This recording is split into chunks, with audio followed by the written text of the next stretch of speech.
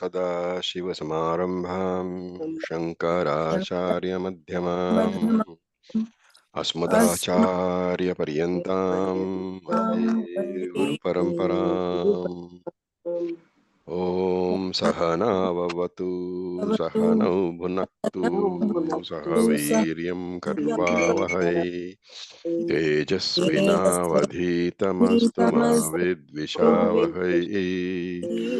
ॐ शान्ति शान्ति शान्तिः. Okay, so we were discussing the sadhana chatushtayam and we had completed Viveka and Vairagyam. So now we have to take on the rest of them. What is the third one? Shama. Shamadhi Shatka Sampatti, right? So that is what is going to be now discussed. So verse number 6, we will chant. Sadaiva Vasana Tyagaha Sadaiva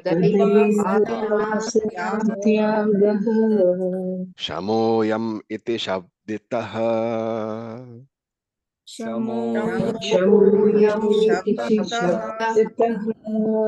Nigraho Bahyavrittinam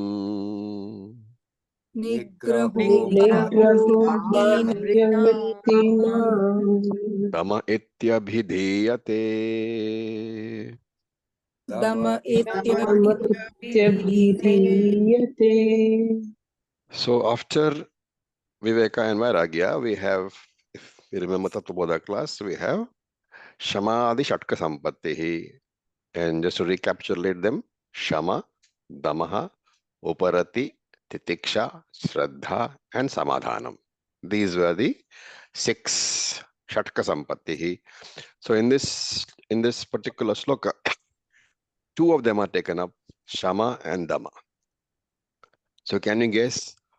Vasana Tyagaha is the term used by Shankara here, and it means Shama. Why does it mean Shama? Because the word vritti, what does it mean? Thoughts. So, okay, the normal meaning of vritti is thoughts, but if you see the Sanskrit dictionary, you will find that vritti means function also. Okay, so why are thoughts called vritti? Because the function of the manaha, the function of the mind, is nothing but generating thoughts, entertainment of thoughts. And sometimes the function is also referred to by this name. Therefore, vritti is the function of the mind, the product of the mind. The movement of the mind is called vritti. That's why the thought itself is called vritti, because vritti is nothing but a function, a movement of the mind. Now, how is this important? One of the main factors responsible for the thought pattern of any person. See, some thoughts are generated, because of your interaction of your sense organs with the external world, right? You, for example, come and look at a red glass. What is the thought? This is a red glass. What is the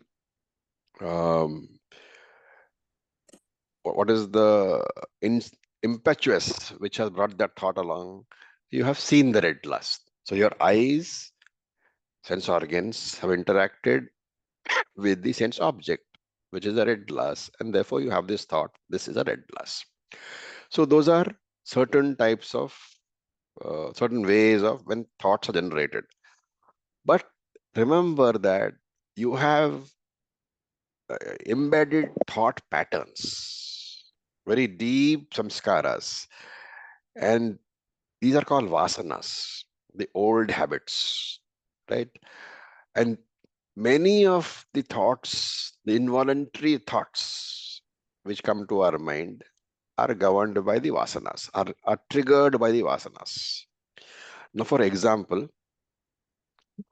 all your life, you have been getting up in the morning and the first thing you do is brush your teeth. or have a bath, whatever. Let us say brushing the teeth. So first thing you do for the last 30, 40, 50 years is brushing your teeth. It has become a vasana, right? So when you get up the next morning, you don't have to deliberately plan that, oh, I'm going to go and brush my teeth. The thought automatically forms. So vasanas, old habits, thinking patterns, they are one of the very, very important factors in involuntary thoughts, in thoughts which happen. For example, chai. Every day you have been drinking tea, right? The moment you get up in the morning and brush your teeth, the next thought is what? Let me make my tea, right? So remember that because of long series of actions, habits are formed. These habits are embedded in our mind in the form of thinking patterns. And these thinking patterns are called vasanas. They are not thoughts. They are subconscious thinking patterns. And sometimes what happens is a vasana gets triggered by some external impetus, and that triggered vasana is what is called a thought. Okay. So it is important. Why I'm stressing on this is it is important to understand the difference between vasana and vritti, right? So you know, pattern of thinking, a dormant thought, let us call it, a thought which is not yet become a thought, the potential thought, a dormant thought, is called a vasana. When these vasanas manifest into actual thoughts, they are called thoughts. So what is the relationship between vasana and thought?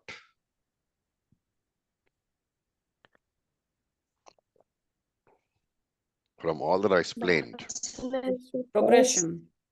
so, Vasana is the cause. correct. So vasana, the cause, vritti is the product. Therefore, vasana, vritti, sambandha is karana karya sambandha. Okay, so this we must remember. There is a difference between vasana and vritti. Vritti, I mean thoughts over here. The sambandha between vasana and vritti is a karana karya sambandha. Now, if you want to control the karyam, the vritti, you will necessarily need to have control over the karanam. Do you agree? Yes. Yes. Therefore, rather than attacking the thought, rather than working to control the thought, which actually is the product of the vasana, it is more productive if we can handle the vasana. So without handling vasanas, vrittis cannot be handled. And therefore, managing or working on the vasanas, trying to ensure that we have some sort of control over the vasanas, that becomes a part of shamaha, which is mental discipline. And these vasanas can be divided into two. Like basically remember that these are thinking patterns from which your habits are formed. Okay. So, and we all know that these vasanas will be of two types. Some will be auspicious, which is okay. They don't harm us in any way, right? So we call them Shubha vasanas, auspicious thinking patterns. They are fine. Then there is Ashubha vasanas, unhealthy thinking patterns, which can become an obstacle in our thinking, in our happiness, in our spiritual path, right? So give an example of Ashubha vasana. Smoking, right? The manifestation of smoking, remember, nobody deliberately has to say a established smoker, a habitual smoker doesn't necessarily have to oh, deliberately say, okay, today I'm going to smoke. It's a vasana.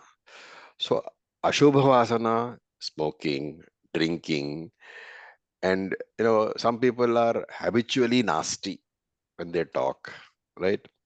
especially when you're young. You think that being sarcastic to everybody and putting them down is a sign of great wit, right? That habitual sarcasm is also is a Ashubha Vasana. Okay, now how do we fight this Vasana, right? Fighting Vasanas are very difficult, right? So that is why you have the example of Vali in the Ramayana. What is the example of Vali? Why could you not fight Vali? Why was Vali supposed to be invincible? His Because Bali is big He enough. used to get half opponent, of the the opponent would lose half his strength to Vali. Vali had a boon saying that whoever was going to face him as an opponent, he would get 50% of the strength of the opponent, right? So 50% strength of the opponent he already has, plus his own strength he has. So naturally he would win. So this is the same thing we should remember when we are working on vasanas. Vasanas weaken your willpower. So once the vasanas become extremely strong, it is very difficult, almost impossible to handle them. Therefore, all of us should learn to handle the Ashubha Vasanas before they become very strong. We have to continuously scan our minds and figure out what are the Ashubha Vasanas. One of the methods of handling is to replace the Ashubha Vasana with a Shubha Vasana. Replace all inauspicious thinking patterns by auspicious thinking patterns. Right? How do I do that? I simply change the channel of thinking from this unhealthy thinking to a more auspicious subject. It's like changing, a shirt. You don't like a shirt, you throw it away and take another shirt. So by changing the vasana itself, I can change my thought. And changing the thought is like replacing your mind itself. Right? Therefore, what is the definition of sama in Tattva? Bahirendriya Nigraha, Chakshuradi Bahirendriya Nigraha. Nope. Shama is Mano Nigraha, Dama is Correct. Chakshuradi. Shama is Mano Nigraha. Right. So this Mano Nigraha here is what Shankara calls Vasana Tyagaha. These vasanas you have to give up. Which vasanas? Tyaga means giving up. Vasana is what we have just discussed, the unhealthy thinking patterns. And therefore, Vasana Tyag has to be given up. Vasana Tyag is Mano Nigraha, is Sama, is Shama. Okay. So therefore, Shankara says, Sadaiva Vasana Tyagaha Shamaha Ayamiti Shabditaha. Shabditaha means is called, is named. So Sadaiva Vasana Tyagaha, constantly giving up of vasanas. It's not that you give up one inauspicious vasana, you give up every single Ashubha Vasana that comes into your mind. So Sadaiva, always watching your mind, which is what? Mano Nigraha, right? Always watching your mind, only you can learn to recognize the inauspicious vasanas. And therefore, Sadaiva is to be connected to Mano Nigraha. Sadaiva Vasana Tyagaha, constantly watching your mind. Vasana Tyagaha, inauspicious thinking patterns are to be given up. And what is this process called? Shamaha iti Shabditaha. Shamaha means, that is the name of Vasana Tyagaha. Shabditaha means is called. So that is the definition of Shamaha. Sadaiva Vasana Tyagaha. Okay. Now, as you just said, what is Damaha? Damaha is Bahya Vritti control, right? Now, what does Bahya Indriya control says the Tattva? What does Shankara say here? Nigraha Bahya Vrittinam Damaha iti abhidiyate. Damaha iti abhidiyate. This is called Dama. What is called Dama? Nigraha Bahya Vrittinam. So here the word Bahya has to be understood as Bahya Indriyas. Bahya Indriyani. All the external organs. Therefore, the Bahya Vritti, now here, remember, Vritti can be taken as function. So, Bahya Indriya Vritti, the function of the external organs. What do you do with it? Bahya Vritti is Bahya Indriya Vritti. You should Nigraha. Nigraha can mean carefully watching. Nigraha can mean suppression. Nigraha can mean obstruction. So the suppression, destruction, obstruction, all these are not the meaning we should take, because suppression means involving force. We should not take this meaning, because nothing which is suppressed using force can remain permanently suppressed, especially not the mind. It is like a pressure cooker, the cock on the top of the stop on the top of the cooker will keep on letting the steam go little by little. But if you block that, the cooker will blow up, and therefore it cannot be taken as suppression or obstruction involving force. You have to take nigraha here, mean as some sort of natural way of controlling, because of the discipline which is born out of conviction that these ashubha vasanas are not good for me, right? Sometimes what happens is, when you start the process, you are doing, shravanam, mananam, etc., but you find that I am not really convinced, or even if I'm convinced, the vasanas are very, very strong. So if initially the conviction is not alone sufficient to handle the vasanas, you can apply some force also. Temporary force can be applied, but it is temporary only. It cannot be the main medicine. The main medicine is coming out of the obsession of the objects. So growing out of the obsession because of your conviction, and because of the conviction, there is self-control. That is called damaha. And what is this? Discipline of any sensory activity is fine, right? It is all right to do any pursuit, but should be a healthy pursuit. So it should be a healthy activity. And wherever you find that the activity itself is bad for you, you should avoid completely. So this is the meaning of damaha. So samaha and damaha we have talked about. In the next sloka, the Acharya talks about uparati and titiksha. So please unmute yourself. We will chant.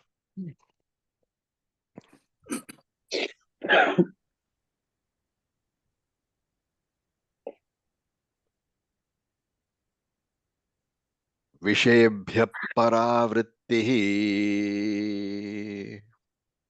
विषयेभ्यः विषयेभ्यः परावृत्तिः परावृत्तिः विषयेभ्यः परावृत्तिः विषयेभ्यः परावृत्तिः परावृत्तिः परमो परतिर्हि सा परमोपरतिर्हिंसा सहनं सर्वदुःखानां सहनं सर्वदुःखानां तितीक्षा सा शुभा मता. तितिक्षा शुभा मता. Okay. So in this sloka, uparati and titiksha we talk about. Uparati means what? Withdrawal. Freedom from interacting or being obsessed with the external objects, external vishayas. Freedom from being extroverted. It doesn't mean that you should shut yourself in a room and never interact with the world, right? So remember, Shastra is very clear.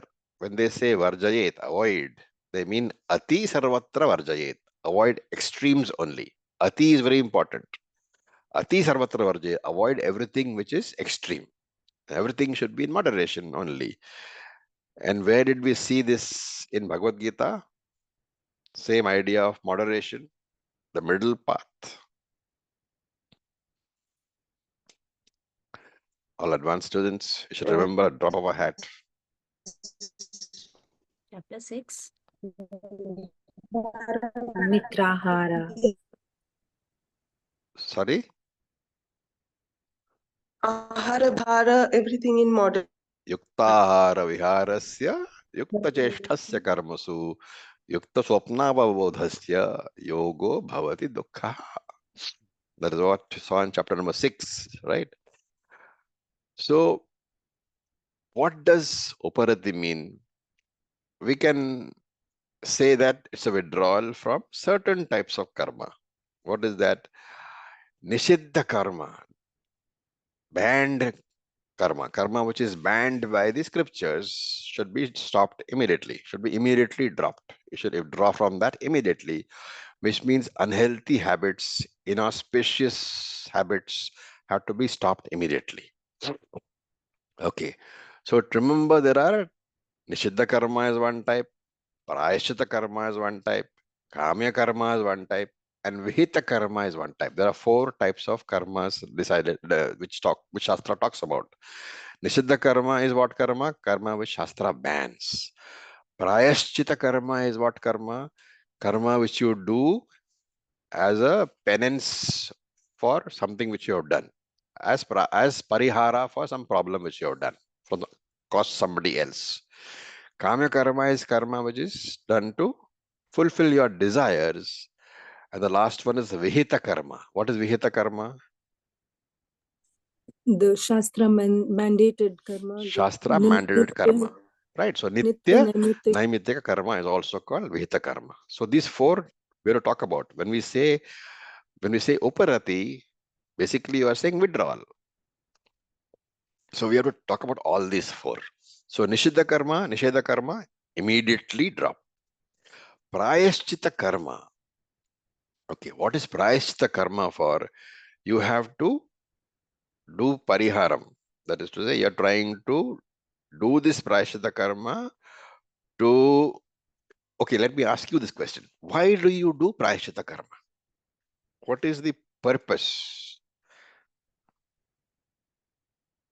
Compensate the prohibited karma we have done, which we should not have been done. What is it in technical words? You're all Tattvabodha students. In technical words, what is the performance of prayashchita karma going to achieve?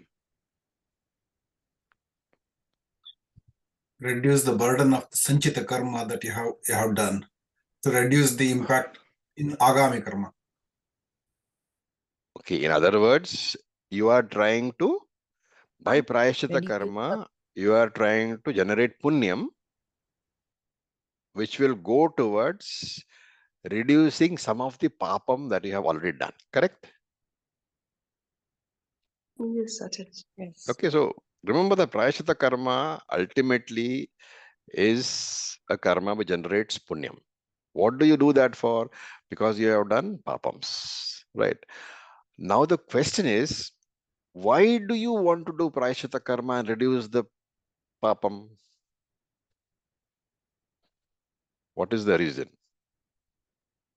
To mitigate the prarabdha. Mitigate the karma phalam. Okay, this argument is important because you must know why you are doing prayashchita karma. Not just because Shastra says so, but the reason is that because of papa karma done in the past, there will be corresponding karma phalam, right? Which is papa karma phalam, painful karma phalam. So you are doing prayashchitta karma to generate some punyam, and therefore try to reduce that papa karma, which means that you will try to avoid the impact of the papa karma phalam. Okay, clear? Yes, sir. Yes. Now, the question is, how many papa karma have you done? Thousands and thousands and thousands. If you have to reduce the papa karma phalam, how much parihara karma will you be doing? Your entire life has to be dedicated to prayaschitta alone. So here the Acharya is saying that not only nishiddha karma, withdraw yourself from most of the prayaschitta karma. And if you don't do prayaschitta karma for papam, what will happen?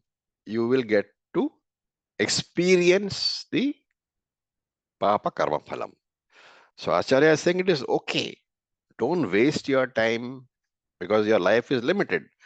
Don't waste the time in your life by doing only prayaschitta karma, for there is not enough time in the world for you to do pariharam for all your papam. Therefore, better not do prayaschitta karma, or if you want to do something very major which you have done. But for most of the papams, learn to go through the karma phala, learn to accept the prarabdha punya, prarabdha papa phalam. Go through the pain. It is better to do that because then time is available to you for something else, which is what Shastric studies. So two things. Nishedha karma should be immediately dropped. The majority of prayaschitta karma should also be dropped. Then what is there? Kamya karma. In Kamya karma, you should also, as far as possible, drop all the desires. Pursue only one objective, which is moksha. And the last one is called Nitya Naimittika karma. Can one withdraw from that? No, they are No. As long as one is in samsara, as part of this, one has to continue the naimittika karma. Can you reword that? As long as one is? One is discharging his duties in the world. Okay. One is bound to the naimittika karma. Whereas when one withdraws it, supposing we take up sannyasa, then the naimittika karma can be dropped. Correct. And So, Vihita karma can be dropped only if you take sannyasa. If you don't take sannyasa, Nitya Naimittika karma, also called Vihita karma, has to be continued. And therefore, for a grahastha, which most of us are, you can only withdraw the first three. You can stop doing Nishida karma, you can stop doing Prachita karma, you can stop doing Kama karma, but Nitya Naimittika karma, you cannot drop. Right? So for a grahastha, uparati is always partial. For a sannyasi, it can be total. Right? Of course, Shankara says, Vishayabhya paravrittihi. Paravritti means to turn away, to turn your face away from something, to walk away from something is called paravrittihi. So Vishayabhya, in respect of Vishayas, worldly objects, sensory objects, turning away, paravrittihi. And what is it called? That word is in the sloka, the word is paramo parati hisa. Okay, so when you break it up, it becomes paramaha uparati hisa. Hisa, sa, that turning away. Sa refers to vishayabhya paravrittihi. That turning away from sensory objects, parama uparatihi, is called parama uparati, the highest uparati. Okay, so that word breakup is important. Paramo paratirhi is parama uparatihi. The paramo becomes paramaha. The o, from the o you have to pull out the u, so it becomes uparati. The ra is dropped. Parama uparatihi hisa. So that turning away from sensory objects, which means, as we discussed, out of the four types of karmas, you can either withdraw from all four by taking sannyasa, or you can withdraw from three of them by becoming a partial uparati. That's called partial uparati. Okay. Now, parama uparati. Why is uparati parama? Parama is the greatest because what is the purpose of sadhana chatushtaya sampatti?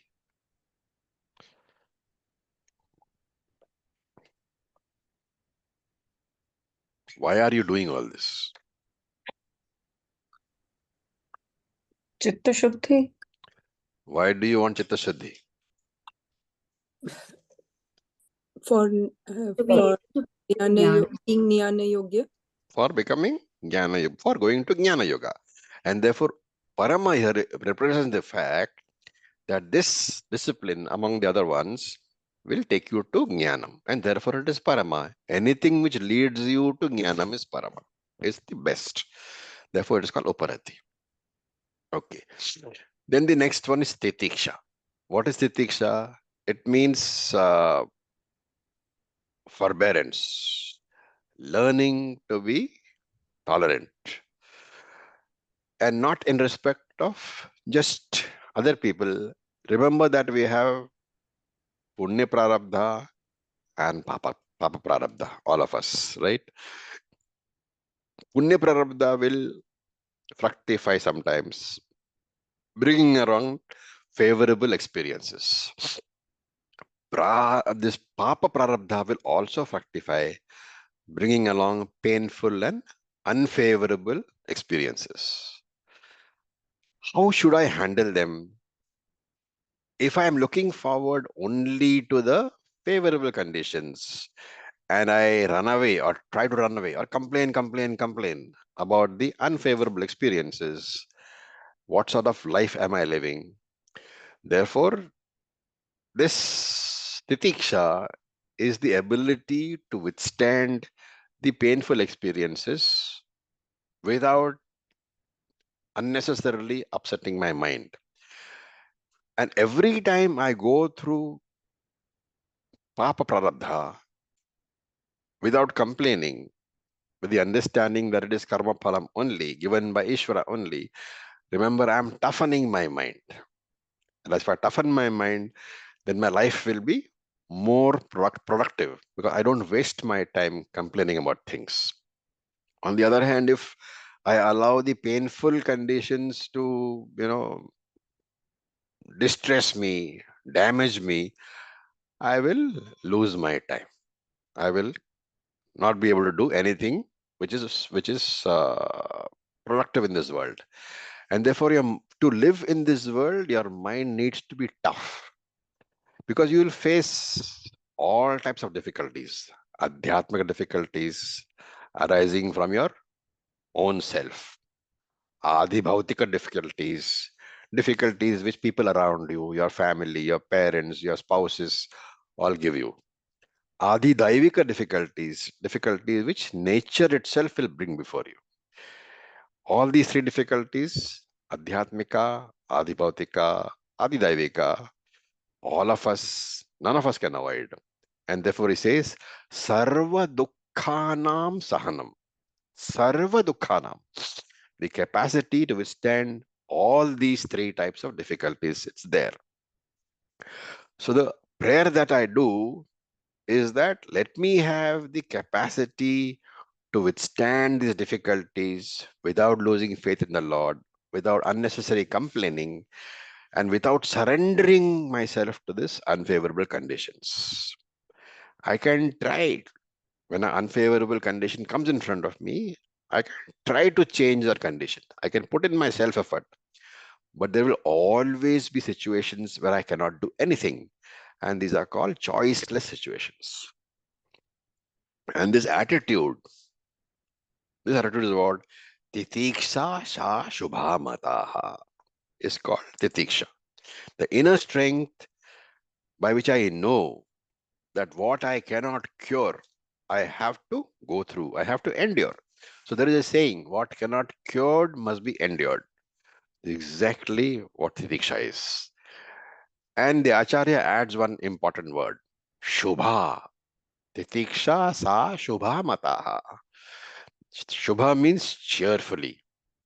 At least, you may not necessarily be smiling and laughing when you're going through bad times, but at least without grumbling, without talking about it all the time, complaining to everybody around you. One must learn to face the painful situation without grumbling, with a calm, composed mind, with the understanding that this will also pass. It is due to Papa Prarabdha, and just like all the favorable situations due to Punya prarabdha go away, come and go away. Papa prarabdha situations also will come and go away. Okay, I'll take a short break here. Any questions?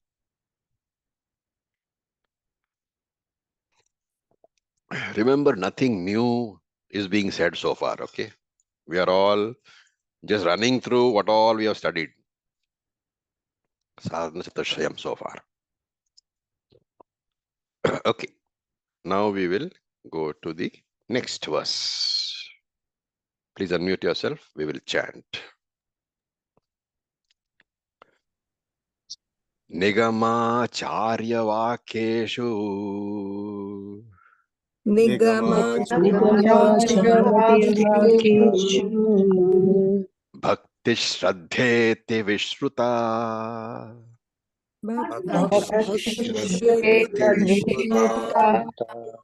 Chittaikagryam tu Sallakshye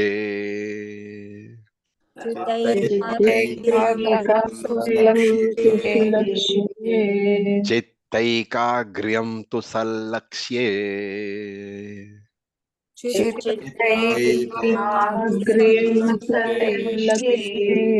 Samadhanam iti smritam.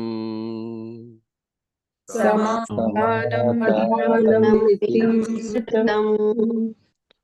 the last two are being discussed, Shraddha and Samadhanam. So what is the definition of Shraddha from Tattva-bodha? It's Guru Vedanta Vakya Dishu. 17, Acharya. Guru Vedanta Vakya Dishu Shraddha. Right. Okay. So this is exactly what is being said over here. There the word Guru and Vedanta Vakya was used. Here they are using two different words, Nigama, Acharya. Nigama, Acharya. So Nigama and Acharya, two words. Nigama means scriptures, right? Nigama is another word for Shastra. Therefore, or Veda also. So Nigama is Veda, Acharya is Guru only. So Nigama Acharya Vakyeshu Bhakti. Bhakti is respect, belief, respect towards what is stated in the scriptures in Nigama. And how do you know what is stated in the scriptures? Because Acharya Vakyeshu. The Acharya does not say anything of his own. Remember, Acharya is only a pipe in the whole system. The scriptures are the tank. And if you consider the knowledge as the water, that water is contained in the tank, and what is coming to you is coming through the pipe, because you don't have access to the tank, which is on top of the building, right? So what for you, that water is coming through the pipe. That pipe is your Acharya. So Acharya cannot bring to you what is not there in the tank, should not bring to you. And therefore, a proper Acharya will bring you only what is there in the scriptures. Therefore, everywhere you will see that Veda and Acharya, Shastram and Guru, they're always connected. With Vakyeshu is common to both. So Nigama Vakyeshu, those words of the scripture, Acharya Vakyeshu, which is brought to you by the Acharya, towards that Ishvara Bhakti. Not because it is being said by your Acharya, right? Acharya is a human being, but because it is there in the Shastram, which is Pramana.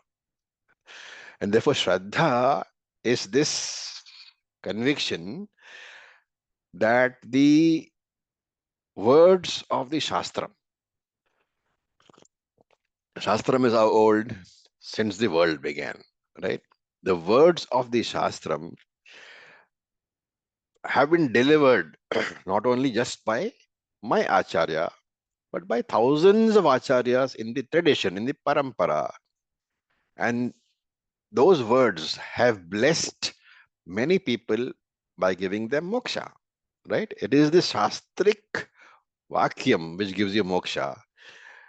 And if Shastric Vakyam has given moksha to so many people in the past, why is there any doubt that it will give me moksha also? It will not.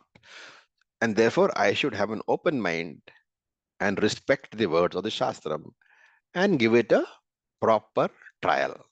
So this attitude is called Shraddha.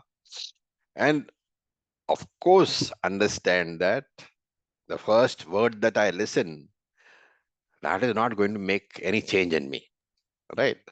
Even when you get fever, high fever due to infection, or a better example is when you get an infection, the first couple of doses of antibiotics, you will see no difference, right? Only when the antibiotics are taken for the full course, 5 days, 7 days, then only you will find that the infection vanishes. And therefore, this course of Vedantic antibiotic, you may not immediately see the results in the next year, in 2 years, in 3 years, but over a period of time, you will definitely find that your mind is becoming calmer and calmer. The FIR is reducing. That is exactly the sign of the infection going away, right? This might happen fully in this Janma or maybe in some other Janma also.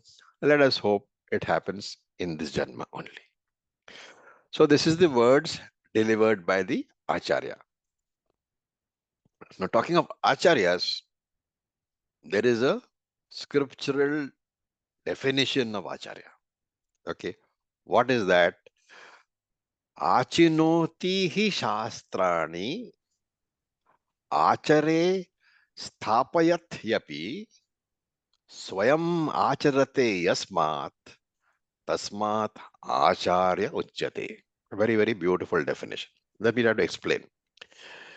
This Acharya, tasmat acharya uchyate, the last line.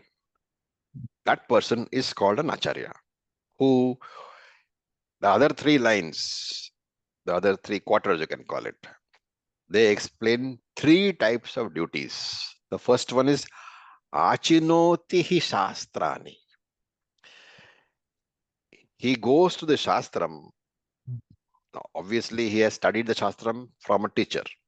So, achinoti, he has to extract the ideas contained in the Shastram. So, from the Shastram, the teaching is extracted. Achinoti hi shastrani. And you have to qualify this by saying that he will extract the entire teaching, of course, but in delivering the teaching, he will keep in mind what type of student is sitting in front of me, who should be advised in what manner and up to what level. Why is this important? Because Shastra talks about various types of sadhanas, and Acharya will extract those portions of those sadhanas relevant to a particular student. For example, if it is a completely beginning student, what should Acharya teach? The basics. Which is Tattvabodha. Tatvabodha. Tattvabodha. Tattvabodha. You are saying that the Acharya is, the student is Jnana Yogya. No, you're a complete beginner, you have to teach Karma Yoga, then Jnana Yoga, then Upasana Yoga, and so on, right? So you have to, and remember, this is also contained in Shastram. It's not that Karma Yoga is not part of Shastram. Don't make the mistake of thinking Shastram means only Vedanta part. Shastram means Karma Kanda plus Vijnana Kanda. Therefore, when the first student comes and he is completely new, Acharya will say, you do Karma Yoga for some time, extracting that teaching. Okay. So that is the first thing. Extracting the appropriate teaching and teaching it to the student. And then as the student grows, as he matures, as his mind matures, we introduce him to the next one, introduce him to Upasana Yoga, and so on. So that is the job of the Acharya, Achinoti. Second one is what? Acharya Sthapayat Yapi. That Acharya has to inspire the people to follow the teaching. The teaching has to be established in such a way, has to be conveyed in such a way that the student becomes inspired. And how does he become inspired? Swayam acharate yasmat. Because the Acharya himself follows the teachings. It is not that, supposing I tell you, as an Acharya, that you should not eat meat. And then while I'm telling you that, I'm having a nice meal of chicken. So it takes away from the very purpose. So Acharya Swayam Acharate. Acharya should himself follow his teachings. And through that, he should inspire the student. And he should give only those parts of the teachings which are relevant for the student. Tasmat Acharya Uchyate. Because of all the fulfillment of all these three conditions, he is called Acharya. Remember, difference between Acharya and Guru. Acharya is teaching from the scriptures. Guru has got a different connotation. We will discuss the exact definition some other class. Guru basically means what? The remover of ignorance. So here we are talking about Acharya. Okay. Now, what is the next qualification? Chitta Ekagryam. One pointed of mind, one pointedness of mind is the next qualification. Chitta Ekagryam. And what is that? Sallakshye. So Sallakshye has to be understood as Sat Lakshye. Sat is the Lakshanam. Sat is the objective. Sat Lakshye means with the objective of gaining Sat. Sat is Sat Brahman. Therefore, Brahma Lakshanam, the objective of attaining Brahman, is the goal of the Shishya. The Shishya may have lots of intermediate sadhanas. But just like when you take a number of buses to get to your final destination, you may have to change 5 buses, but you know the final destination, right? Or you may be going from the house to the airport in a rickshaw, then from the airport to the next airport in a plane, then from the next airport to the place where you're going in a station, in a railway train, and from the next railway station to your house or to destination in another rickshaw. There are plenty of intermediate stations on the way. But what do you never forget? Where I should reach. And therefore, all the other ashramas, Brahmacharya ashrama, Grihastha ashrama, Vanaprastha ashrama, Sannyasa ashrama, these are all intermediate stations. But remember, Sat Lakshyam is the objective. Attaining Brahman. Moksha is the objective. And this idea, what idea? Sallaksye samadhanam iti smritam. This idea, this one-pointedness of mind regarding attaining my final goal, samadhanam iti smritam. It is called samadhanam. What is the definition of samadhanam in Tattva-bodha? It's chitta That is also mentioned there. Chitta Ekagriyam. Chitta Ekagrata. One-pointedness of mind. Okay. And that one-pointed of mind is not explained further in Tattva-bodha. But here he says, Laksal Lakshe. That focus of mind should be in regard to Sat Lakshanam, Brahma Lakshanam, attaining Brahman as the final goal. And that is called Samadhanam. It is Smritam. With this, the 6 qualifications are over. Okay. Samadhi Shatka Sampatti is over. So Viveka, Vairagya, Samadhi Shatka Sampatti over. Now, how many more are there? 1. Mumukshutva. Mumukshutva. So that we will see.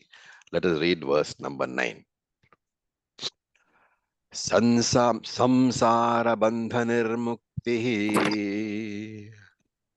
Samsara Samsara bandhanirmuktihi. Katham me syat kada vide. कथं Katham मे कथं मे स्यात् स्यात् मे vidhe तदा तदविदे विदे Itiya sudrudha buddhi. इति iti या ya इति या सुदृढा सुदृढा बुद्धिः बुद्धिः Vaktavya samamukshuta. ya वर्तव्या सा मुमुक्षुता मुमुक्षुता. Okay.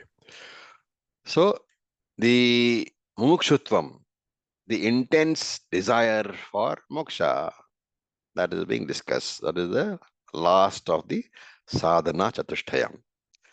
So he says, samsara bandha nirmuktihi katham syat kada me vidhe. Okay. Iti indicates that is a quotation. Quotation means what? This is the way the sadhaka thinks. This is sadhaka's thought.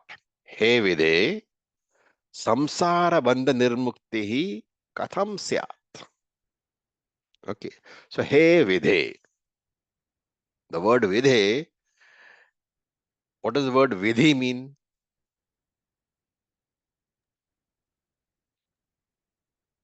fate. Vidhi doesn't mean fate. Vidhi is the rule or the destiny, right?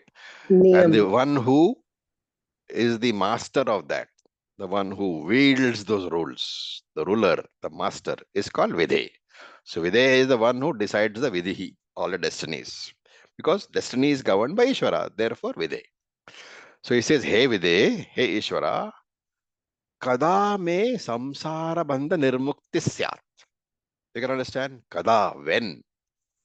Samsara bandha nirmukti syat. Hey Ishvara, when will I be free from this shackles of samsara, from this bandhanam of samsara?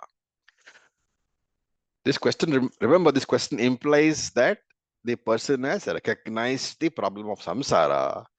He has also understood that without external help, he will not be able to get out of that problem. Therefore, he has come to the state of helplessness. Where have you seen this idea before? Arjun Arjuna's helplessness, right? So, discovery of the problem is number one. Discovery that I am helpless to solve the problem is number two. Only when these two discoveries have been made will I look for a teacher. Okay. And so remember, there are thousands of people in this world who may not have discovered the problem of samsara at all. Though they are suffering, because suffering is common, though they are suffering, they have not understood that this is because of samsara. So that is one type of person. Okay. Then there are other people who have discovered the problem, but they think I can sort it out myself. Right? So that is second type of person. The third type of person is who has discovered the problem and discovered that he is not able to sort it out, but not yet discovered what should he do next. Right?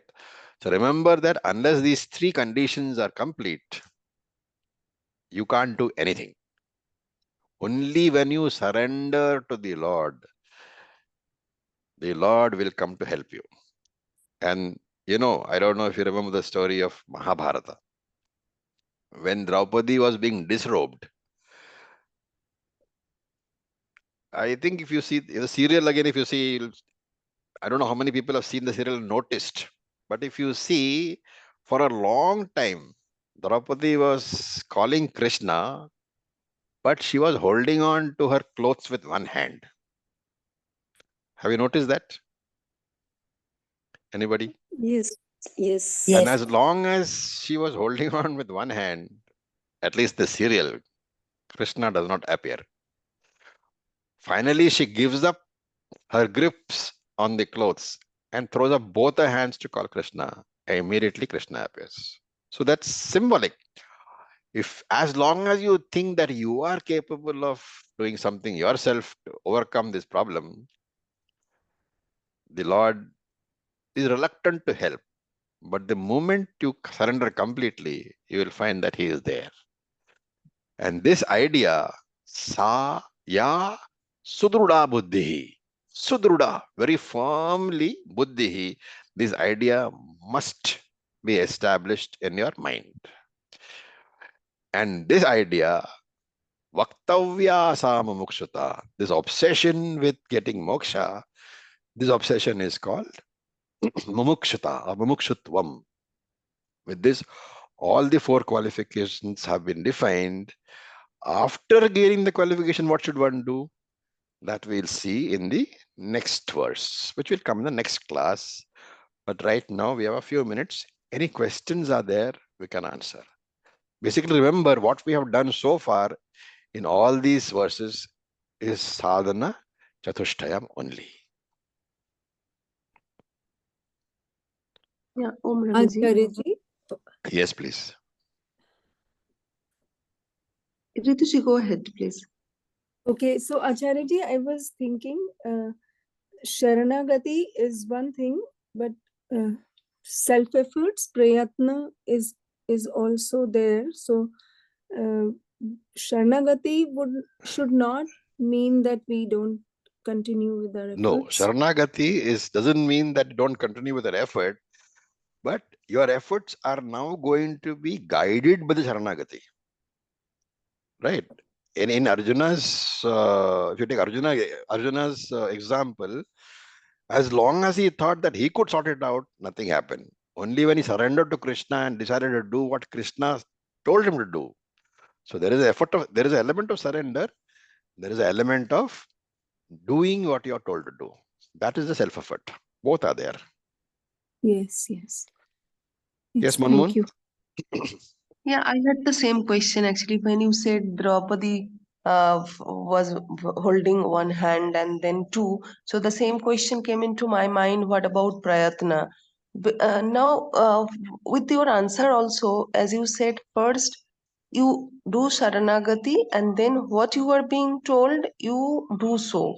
Yeah. So do we first go for Sharanagati? But till date, I had it in mind that you also try and at the same time you pray to the Lord. So I'm still Do you see the little contradiction in confused. what you are saying? You are saying, I will do what I want, and then let No, Lord tell not me I what he will do what wants. I want. Not I will do what I want. Uh, I'm saying ki what my intellect says that I also, for example, there is a snake coming. So I will pray to Lord. At the same time, I will try to go away from the snake. no. When some snake is coming, you have thing which you can do. Go away from them. It's not that you're not capable of solving the problem. Okay, okay. In It is that when case, the so problem it's is not being, that is why the helplessness portion is there, no? okay, okay, That is okay. important. Okay, so the now the confusion is clear because I was thinking then if I do Sharanagati and just stay there, then snake No. will come and then No. okay. Ji, Raviji, clear it. Thank you so much. Okay. Anybody else? Okay. So with this, Acharya, yes, please. sorry, Acharya, one question. Yeah. We spoke about prayaschitta karma for the karma phalam burden to be reduced, but we never know when the karma phalam will fructify of a papam that I have done. You would So not know what which particular prayaschitta? one is fructifying. I agree with that. Yes, But yes. if you are going through a lot of problems in your life, you would be knowing that Papa Phalam is fructifying. And if you Okay, go to a yes. Pandit, then he will say, this is the problem, that is the problem. You did this, you did that, and therefore you must do prayaschitta karma. Yeah, yes. Yes, Okay. Acharya. So with this, we'll stop. Thank you for your patience. Om Purnamadav Purnamidam Purnat Purnamudachyate Purnasya Purnamadaya Purnam Eva Vashishyate. Om Shanti Shanti Shanti. Om Tat Sat. Om Namah Shivaya. Thank you for your patience. Om Om. Thank you very much.